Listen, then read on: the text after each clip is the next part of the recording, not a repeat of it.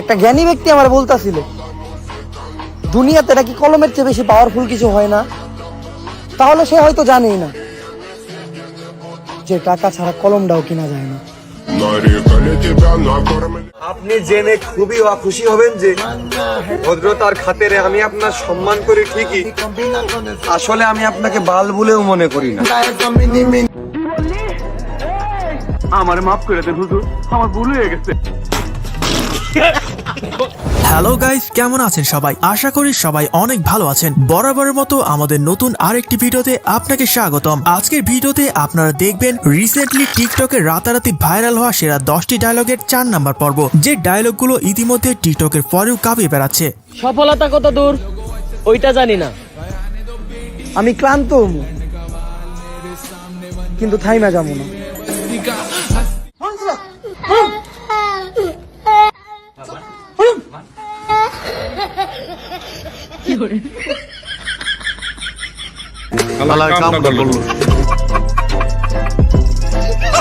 সুতরাং গাইস, আপনিও টিকটক কাঁপানো সবগুলো ভাইরাল ডায়লগ একসাথে উপভোগ করতে চাইলে আমাদের আজকের ভিডিওটি সম্পূর্ণ দেখার অনুরোধ রইল, কেননা আজকের এক ভিডিওতে আপনি দেখতে পারবেন টিকটকের একজাক সেলিব্রিটিদের রাতারাতি ভাইরাল হওয়া মজার সব ডায়লগ। আমার জীবনে আমি বহু পাপ করছি ভাই, কিন্তু বাপের জায়গায় কোনো দনের মাতাকে কোনো নেতাকে অভিভাবক বলি নাই। আমাকে এড়িয়ে চলে, আমি তার ছায়ার উপর দিয়েও চলি না। This is my attitude. তো চলুন শুরু করা যাক। আর হ্যাঁ গাইস, শেষের স্পেশাল ডায়লগগুলো ভুলও মিস করবেন না। এই সময় কম, শুরু করো। সো গাইস, লিস্টের শুরুতে রয়েছে টিকটক কাঁপানো বাংলা শায়ের মেহের চৌধুরীর কলিজা কাঁপানো কিছু ডায়লগ। এই যে মুখ, এই মুখের কথা শুনে গলে যাবেন, কারণ কখনো শুনেছেন কেউ এমন গল্প বলেছে যে গল্পে সে নিজে গাদ্দার? কিছু নারীর মতে পুরুষ খারাপ জাত, পুরুষ কখনো খারাপ হতেই পারে না।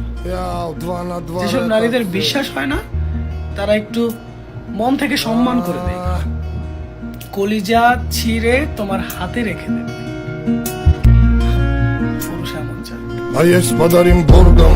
নিঃসন্দেহে তুই ঠিক কথা বলেছিস।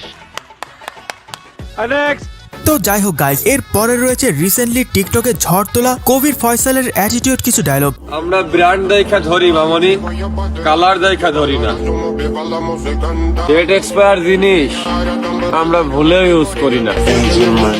আমার পছন্দ না হলে সে কাজ আমি করি না, সেখানে আমি যাই না, সে জিনিস ছুঁই না, সে জিনিস খাই না। এটা আমার অ্যাটিটিউড না, ইটস কল্ড পার্সোনালিটি। আচ্ছা। সো গাইস, এর পরে রয়েছে ভয়েস কিং এমদাদুলের হৃদয় ছুঁয়ে যাওয়ার মতো কিছু ডায়লগ। গত রমজান থেকে এই রমজান পর্যন্ত কত মানুষ আল্লাহর ডাকে সাড়া দিয়ে চলে গেছেন, তার মধ্যে আমি বেঁচে আছি, আলহামদুলিল্লাহ। আমি ভাই গরিব মানুষ, ভালোবাসতে জানি না। এই দুনিয়ায় মানুষ বিক্রি হয়, শুধু টাকার অভাবে কিনতে পারি না।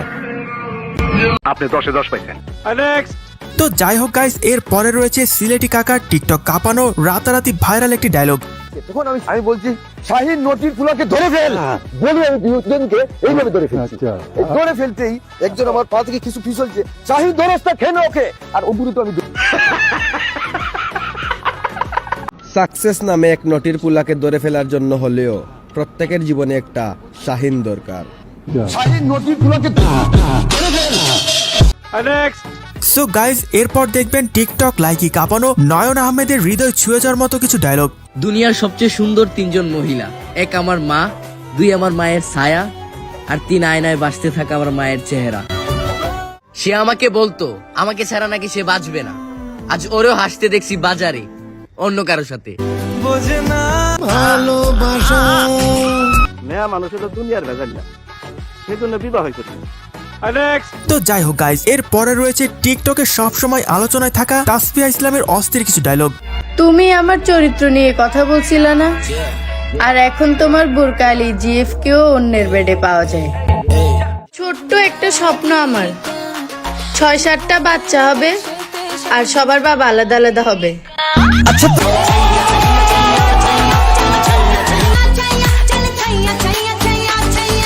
সুটিয়ে লাল করে দেবো, নোংরামি বার করে দেবো। সো গাইস এর পরে রয়েছে এক সময় টিকটক লাইকি কাঁপানো নুসান তাসিমের মজার কিছু ডায়লগ। জীবনে যত আকাম করছি সব এক টাইমে মনে পড়ে যায়, যখন ঘরের লোকজন কয় এই জায়গায় বয়, তোর লগে জরুরি কথা আছে।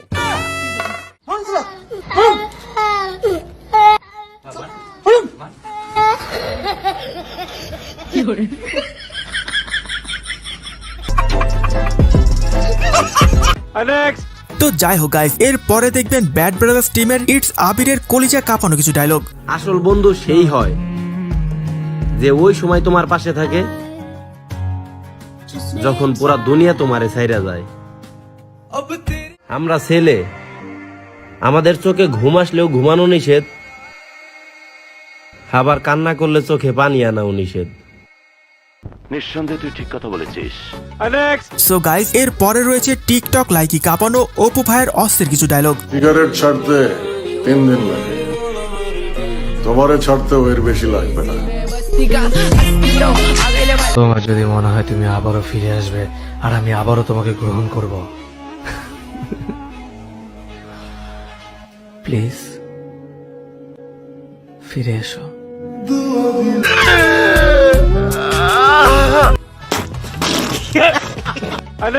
তো যাই হোক গাইস সর্বশেষ এখন দেখবেন আপনার আমার প্রিয় ওমর অন ফায়ারের অ্যাটিটিউড কিছু ডায়লগ, যেগুলো রিসেন্টলি টিকটকে ঝড় তুলে দিয়েছে।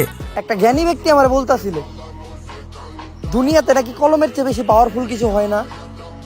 তাহলে সে হয়তো জানেই না যে টাকা ছাড়া কলমটাও কিনা যায় না। সুলতান ডাইন্সের কাছ থেকে এলাকার কুত্তাগুলারই বাঁচাইতে পারলাম না, আর মাইয়া গুগাস থেকে আমারে বাঁচামু কেমনে?